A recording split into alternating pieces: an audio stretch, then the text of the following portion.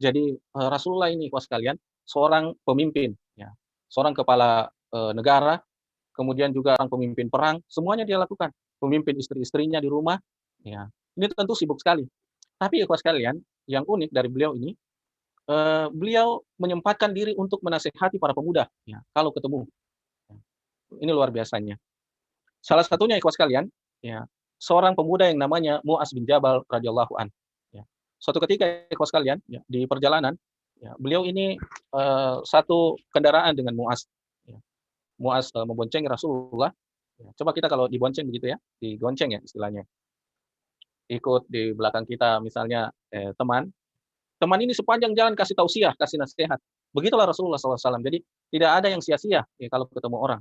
Ya, apalagi pemuda, ya maka dia nasihati.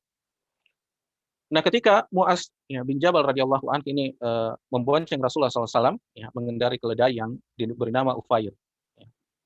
Maka Rasulullah bertanya, wahai Mu'adz, apakah kamu tahu hak ya, Allah atas hambanya dan apa hak hambanya kepada Allah? Kemudian Mu'adz berkata, wallahu taala a'lam. Ya.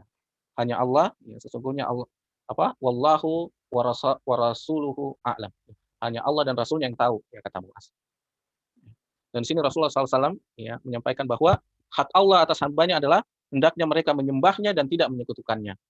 Dan hak-hak ya, hamba atas Tuhannya, atas Rabbnya, atas Allah Subhanahu Wa Taala adalah hendaknya Allah tidak menyiksa orang-orang yang tidak menyekutukannya dengan sesuatu apapun. Nah ini ikhwas sekalian, hadis ini dalam berbagai sumber, terutama pembahasan tentang akidah, ini selalu diulang-ulang. Ya. Karena memang ini pembahasan penting yang berkaitan dengan akidah. Ya, berkaitan dengan akidah, terutama kesyirikan. Ya, kita tidak boleh menyembah selain Allah Subhanahu Tabaraka wa Ta'ala. Nah, ikhwas sekalian, jadi banyak kesempatan-kesempatan di mana Rasulullah SAW langsung memberikan ilmu kepada para sahabat ini. Ya. Tidak sampai di situ ikhwas sekalian, ya, Rasulullah kembali lagi bertanya, ya, maukah bila aku tunjukkan kepadamu salah satu pintu surga? Ya, jadi anak muda ini diiming-imingi surga. Ya, coba, maukah aku tunjukkan salah satu pintu surga? Ya. Kemudian Muaz bertanya, apa itu ya Rasulullah? Ya, Rasulullah SAW bersabda, bacalah bacaan la haula wala quwata illa billah, ya. Tidak ada daya dan tidak ada upaya kecuali atas kehendak Allah. Kemudian pemuda yang lain, ya, ada di sini Al-Barra bin Azib, ya. Seorang pemuda namanya Al-Barra bin Azib radhiyallahu an, ya. Pernah diajari oleh Rasulullah SAW tentang doa tidur. Bayangkan ini, ya, persoalan yang kecil ya sebetulnya, tapi sebetulnya besar, ya. Kalau kita lihat itu besar. Kata beliau, ya, jika kamu hendak berangkat tidur, maka terlebih dahulu berwudulah seperti wudumu untuk sholat. Kemudian berbalinglah di atas pinggangmu sebelah kanan, lalu berdoa. Nah, jadi berwudu dulu, kemudian miring ke sebelah kanan. Ya, miring ke sebelah kanan, kemudian berdoalah. Ya. Bayangkan hal yang sekecil itu dan sedetail itu beliau nasihatkan kepada para pemuda. Kemudian pemuda yang lain, ikhwas sekalian, seorang sahabat, ya, sahabat ya, yang masih muda juga, diajarkan oleh Rasulullah tentang penghulu bacaan istighfar, ya, yang antum mungkin sering baca di zikir pagi petang, ya, yang Allahumma anta rabbi la ilaha illa ant, ya, khalaqtani wa ana abduka wa ana ala abdika wa ahadika mastata'tu a'udzubika min syarri ma sana'tu wa abu'u laka bi ni'matika alayya wa abu'u laka bi dzambihi faghfirli fa innahu la yaghfiru dzunuba illa anta. Ya. Kata beliau, ikhwas sekalian, barang siapa yang membacanya di siang hari dengan meyakininya, kemudian ia meninggal pada hari itu sebelum masuk sore hari. Jadi kalau dia baca di siang hari, di pagi hari, kemudian ia meninggal belum masuk sore, maka ia termasuk penduduk surga. Nah ini kalau sekalian coba antum amalkan ini ya, doa Sayyidul Istighfar ini, atau penghulunya istighfar. Kemudian, barang siapa yang membacanya pada malam hari dengan meyakininya, lalu ia meninggal sebelum masuk waktu pagi. Dia baca sore, kemudian tahu-tahu malamnya meninggal misalnya, ya, maka ia termasuk penduduk surga. Ya, ini luar biasa. Ya, anak-anak muda di apa diajari seperti ini oleh baginda yang mulia Rasulullah Shallallahu Alaihi Wasallam.